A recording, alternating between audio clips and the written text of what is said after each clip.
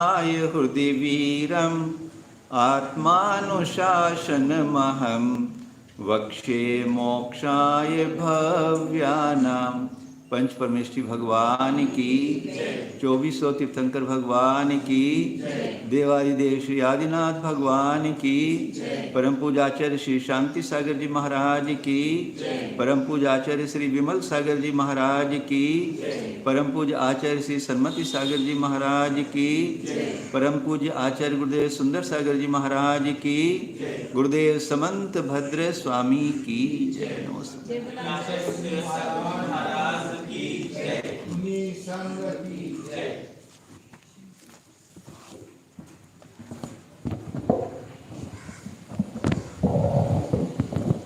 आत्मानुशासन ग्रंथ है आचार्य वीरभद्र देव स्वामी द्वारा विरचित।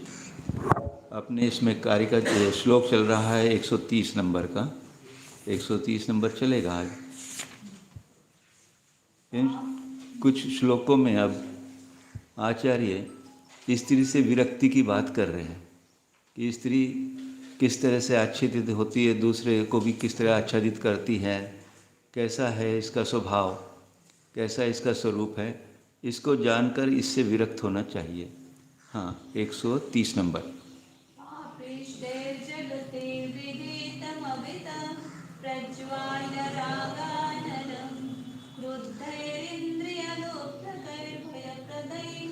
संत्रासिता सर्वतः हन्तैते शरणैषिणो जनमृगा श्रीच्छद्मना निर्मितं घातस्थानमुपाश्रयन्ति मदनं व्याधाविपस्याकुला। हाँ, इस श्लोक का पहले भाव बताते हैं, फिर इसका अर्थ बताएंगे।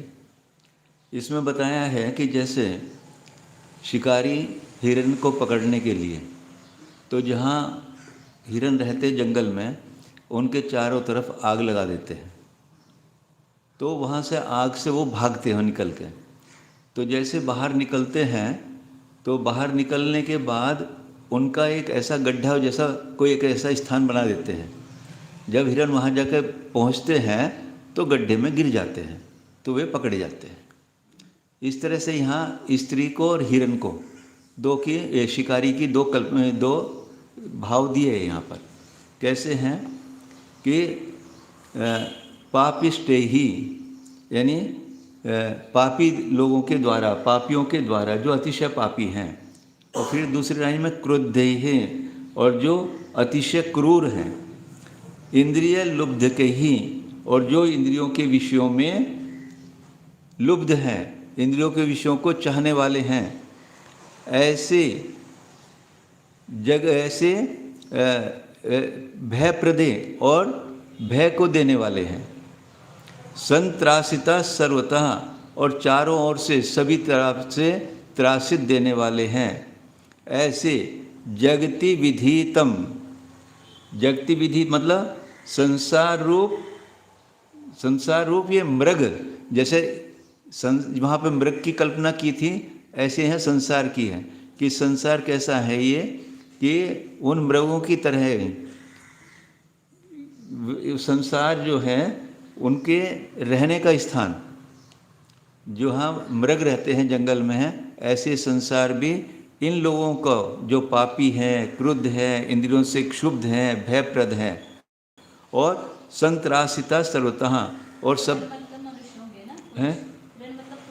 हाँ, और संसार में रहने का स्थान। हाँ, तो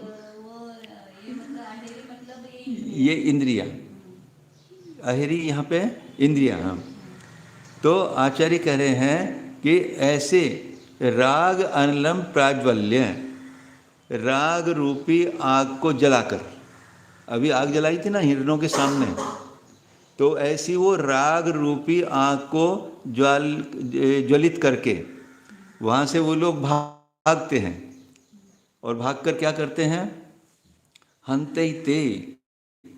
तो आचार्य यहाँ पर आश्चर्य प्रकट कर रहे हैं कि वे जनेश नह मृजन मृगा, वे मनुष्य रूपी मृग वहाँ से निकलते हैं, भागते हैं, और शरण पाने के लिए, शरण एश न, शरण की इच्छा करते हुए कि हमें शरण मिले, कहाँ जाते हैं, स्त्री छद्मना निर्मितम घातस्थान मतलब स्त्री, है, घातस्थान मतलब घात स्थान, जो स्त्री के द्वारा बनाया गया वो स्थान है।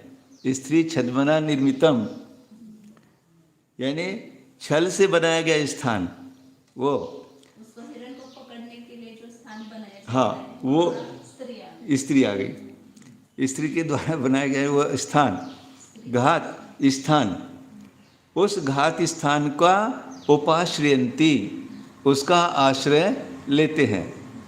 मदन व्याध व्याध अधिपस्य आकुला, काम रूपी व्याध से आकुलित हुए, काम रूपी व्याध से आकुलित हुए वे लोग, हाँ, वो उस स्थान की ओर भागते हैं, जो मतलब स्त्री रूप स्थान के पास भागते हैं, काम रूपी व्याध से घायल हुए, और वहाँ जाकर वो गड्ढे में गिर जाते हैं। समझो इसको। मतलब उस अहेरियों से आकुलित होकर के, हाँ, अहेरिया लिया इंद्रियां, हिरणों को क्या लगता है कि अहेरी पकड़ लेंगे, हाँ, इसलिए उनसे डरते हैं, हाँ, और दौड़ते दौड़ते हैं, और वो घातस्थान का आश्रय करते हैं, गड्ढे में गिर जाते हैं। ऐसे ही इंद्रियों से आकुल होकर, इंद्रियों के विषयों से आकुल होकर दौड़ते हैं, वो दौड़ते हैं, और उस स्त्री को प्राप्त होते हैं, तो वहाँ शांति मिलेगी। हाँ, वो घात स्थान को प्राप्त कर लेते हैं। कहने का तात्पर्य यह है कि ये जीव राग से आकुलित होकर भागता है और फिर इंद्रियों के विषयों में फंसता है। पांचों इंद्रियों के विषय में ले लो आप, किसी भी इंद्रियों के विषय में, और वहाँ जाकर जहाँ भी इनको इंद्रियों के विषय मिलते हैं, और मुख्य रूप से काम रूपी, जो काम से व्याकुल होकर वो सुख की ओर भागते हैं, तो इंद्रिय ये स्त्री रूपी जो घात स्थान है उसको प्राप्त करते हैं, और वहाँ जाकर वो पकड़े जाते हैं। तो ये यदि हम थोड़ा सा भी चिंतन करें कि इन इंद्रियों के विषयों में जरा सा भी सुख नहीं है। अभी देखो प्रवचन सार की गाथा में आया था, कितना वहाँ पर बता रहे थे कि ये देह को छोड़कर और कुछ भी मेरा परिग्रह नहीं है, देह मात्र परिग्रह। और इसको भी कैसे कहते हैं, उपेक्षा, यानी इसमें भी उसको राग नहीं है, इसको आहार देने का राग या किस तरह का राग भी उसमें नहीं है। तो इसमें भी इतना राग नहीं है, तो अन्य बाह्य विषयों की तो क्या बात। तो अपने इस जीव द्रव्य को, अपनी आत्मा को विषयों से बचाने के लिए, राग आदि से बचाने के लिए इस सब का चिंतन हमें करना चाहिए। वास्तव में ये स्त्रियां रूपी तो एक हमारे घात का स्थान ही है, जो वहाँ से निकल नहीं सकता आदमी फिर फंसने के बाद। तो ये ऐसा स्थान है जो पापियों के द्वारा, क्रुद्ध इंद्रिय लुब्धुकों के द्वारा, हैं, मनीष भैया विचार करो, घातस्थान को प्राप्त होना है क्या? हम वास्तव में चिंतन नहीं करते इस बारे में। क्या अभी हम तो माता जी से कई बार कहते हैं, हमको तो लगता है कि हमने कितनी बड़ी गलती की। यदि ऐसा योग बन जाता 20-21 साल में आपके पास आ जाते, तो अभी तक तो इस भव में हम कितने कर्मों की निर्जर कर डालते, कितना हमारा कल्याण हो जाता। पर अभी जो कर रहे हैं, जो अभी जिनके दोनों मार्ग, यही एक ऐसा स्थान है अभी टर्निंग पॉइंट, कि जहाँ हम योग की तरफ भी जा सकते हैं या भोग की तरफ भी जा सकते हैं। अब आप देखो हमें कौन सा रास्ता तय करना है। भोगों का रास्ता तो हमारे घात का स्थान ही है, वहाँ तो हमारा घात ही होना है, हमारी आत्मा का प्रति समय घात ही घात होना है। अज्जी चली गई क्या? कल चौके में इनके लिए कह रही थी, इनको दाढ़ी बनाने की परमिशन दे दो। मैंने हमने क्या रोका, हमको तो कहो तो आज ही दाढ़ी बना देंगे इनकी। हमने तो कहा उस आनंद को लो, केस लोच के आनंद को लो, देखो उसमें कितना आनंद है। दाढ़ी नाई के जाके बनाओगे उसमें आनंद नहीं मिलेगा। इसलिए इनको कहे कि आप केस लोच करके और देखो कितनी विशुद्धि बनती है, आपके कितने परिणाम। माँ है ना, खुद तो निकल नहीं रही, बेटे को भी रोक रही है। तो आचार्य कहते हैं ये स्त्री का स्थान इस जीव के लिए घात स्थान है, और पकड़ा जाएगा वहाँ जाकर, फिर वहाँ से निकलना बहुत मुश्किल होता है, वहाँ तो घात होना ही है। तो वहाँ से हमें बचना है।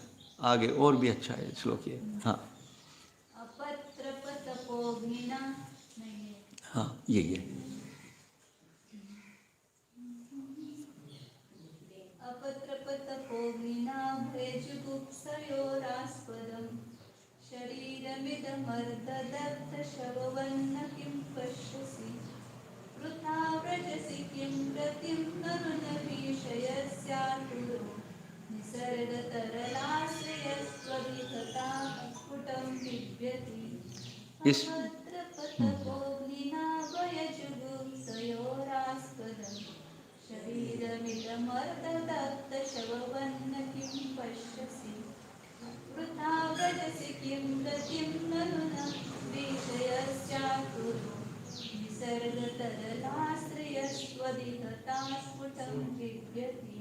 इसमें भी इस श्लोक का भाव क्या बताया है कि एक साधु जिसने अपने शरीर को तप में इतना क्रश कर लिया है, अपने शरीर को तप से कृषित कर दिया, बिल्कुल ऐसा मृत शरीर की तरह से हो जिसका मर हो शरीर हो गया, ऐसा वो साधु भी अपनी तपस्या को छोड़ के उस शरीर को जब मतलब शरीर में जैसे कुछ है ही नहीं, उस शरीर को छोड़कर निर्लज्ज हुआ स्त्री में यदि आसक्त होता है तो उसके लिए संबोधन कर रहे हैं कि अपत्रप, अपत्रप किसे कहा? अपत्रपा, अपत्रपा, त्रपा कहते लज्जा को, जिसमें से लज्जा निकल गई, निर्लज्ज जो हो गया है, जो साधु था वो निर्लज्ज हो गया। अब उसको कहा अपत्रप, तपो अग्निना, जिसने तप की अग्नि से भय जुगुप्सयोः आस्पदम, और वो कैसा है? भय और जुगुप्सा का, यानी भय का भी स्थान है और जुगुप्सा निंदा का भी स्थान है। निंदनीय हो गया ना, निर्लज्ज हो गया वो। शरीरम इदम अर्ध दग्धवत शववत, उसका शरीर कैसा हुआ है? तप रूपी अग्नि से के अर्ध जले हुए शव के समान। यदि शमशान में जाओ और वहाँ शरीर आधा जल जाए तो देखने में भी डर लगता है उसको। तो ऐसा वो जला हुआ शरीर, ऐसा जो भय भी का स्थान है और निंदा का भी स्थान है। किम न पश्यसि, हे निर्लज्ज, तो स्त्री में जो आसक्त हुआ है तो क्या उस अर्ध जले हुए शरीर की तरह तो क्या इस शरीर को नहीं देख रहा? तेरा जो शरीर इतना जर्जर हो गया है तो उसको क्यों नहीं देखता? वृथा व्रजसि किम रतिम, तो स्त्री में व्यर्थ ही क्यों रति भाव को प्राप्त होता है? क्यों?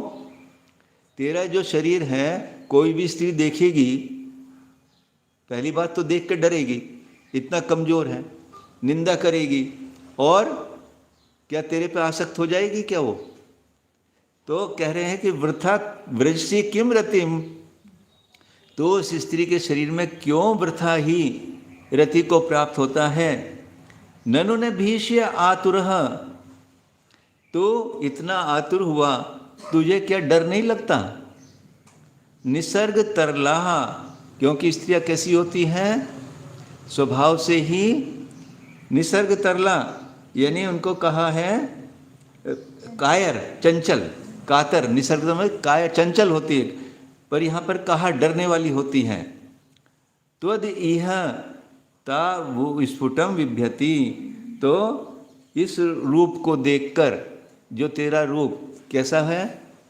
जैसे अर्ध जला हुआ शरीर इतना कमजोर हो गया है, तो तेरे इस शरीर को देखकर तो विविस्त्या वैसे ही विभ्यति, विभ्यति डरती है, डर जाएंगी एक तरह से।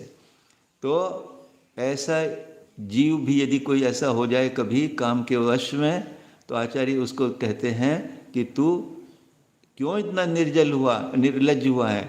तूने तो इतना तप की अग्नि से इस शरीर को इतना क्रश किया है, अब तू क्यों स्त्रियों की तरफ व्यर्थ ही जाता है। यानी कहने का तात्पर्य है कि इस शरीर को तप के द्वारा दग्ध करके आत्मकल्याण करना चाहिए। स्त्रियों साधु को भ्रष्ट हुआ था, उसको संबोधन के लिए उन्होंने लिखा है। हाँ हाँ बलभद्राचार्य ने आत्मशासन ग्रंथ जो है, हाँ उसे भ्रष्ट साधु को पुनः उसमें स्थिर करने के लिए, हाँ इसलिए उनको वो संबोधन करते हैं। हाँ, यानी कितना उसने अपने शरीर को तप से जला के मतलब कमजोर कर लिया था, और फिर वो चारित्र मोहिनी का उदय पता नहीं कब आ जाए, तो वो भ्रष्ट हुआ। तो आचार्य उसको संबोधन करते हुए कहते हैं कि तू तो ऐसा है, तेरा शरीर तो ऐसा है जिसको देख के उल्टा स्त्रियां डर जाएंगी। हाँ, क्योंकि स्त्रियां स्वभाव से ही कायर होती हैं, चंचल होती हैं, वो तो डर जाएंगी शरीर को देख के। तू फिर भी उनमें रमने के लिए क्यों भाव कर रहा है, क्यों रति के भाव कर रहा है, निर्जल निर्लज्ज हुआ। तो आचार्य कहते हैं कि तू अपने आत्मस्वरूप में स्थिर हो।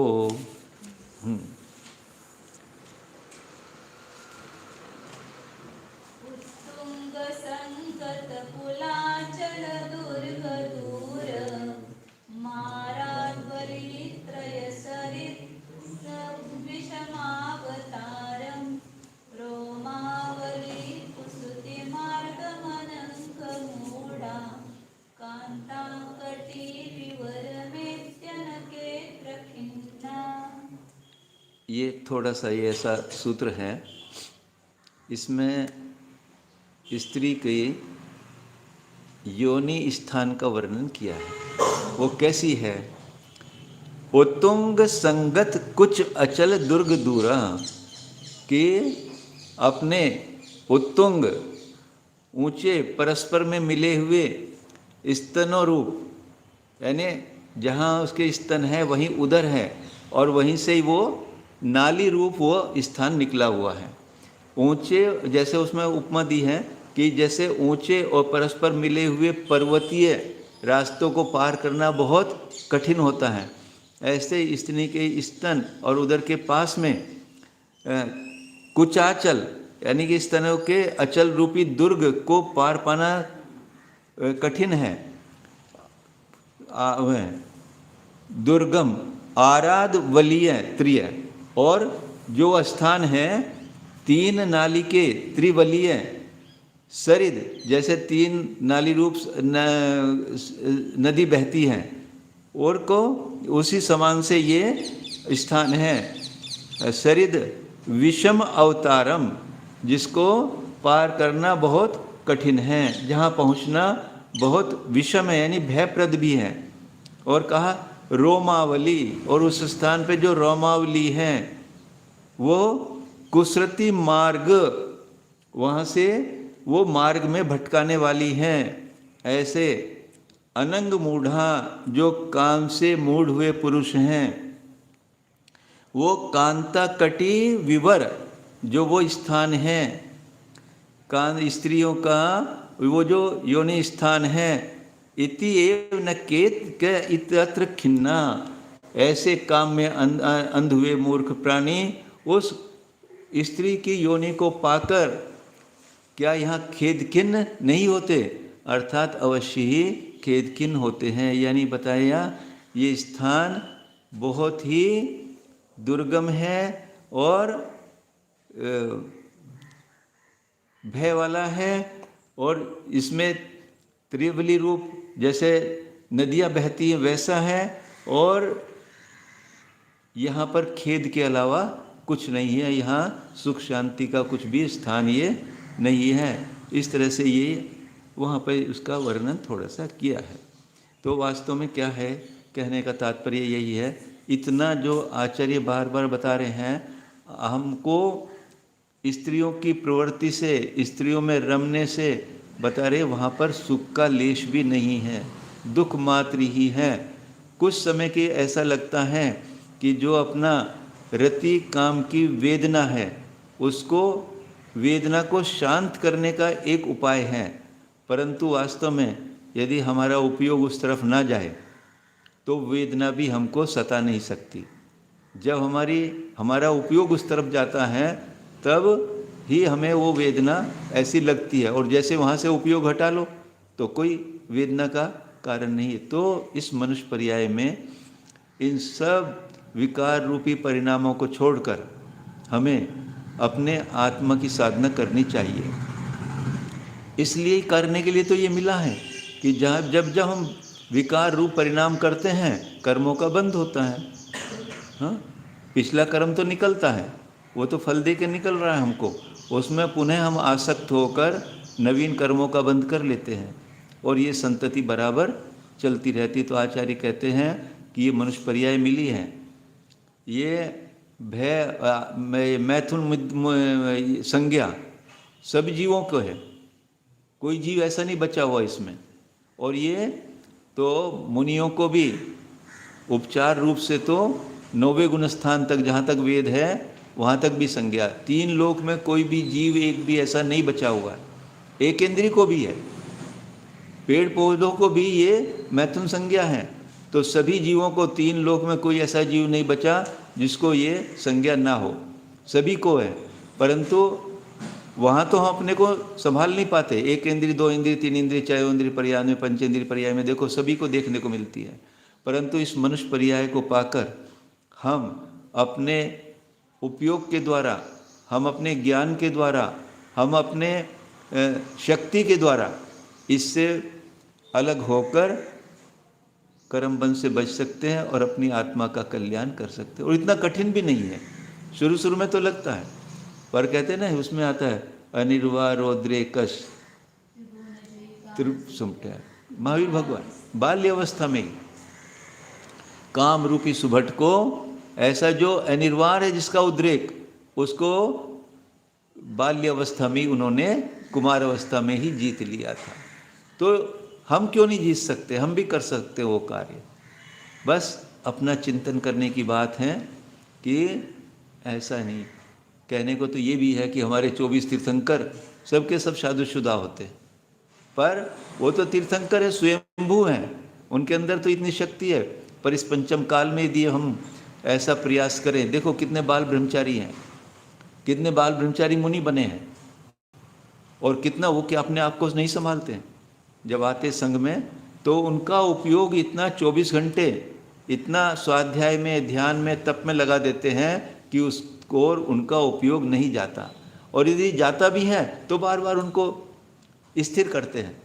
तो ऐसा करने से ये आयु पूरी ऐसी निकलती है बाल ब्रह्मचारी रूप से, और आत्मा का ये कल्याण कर सकता है। यही पूर्ण करते हैं।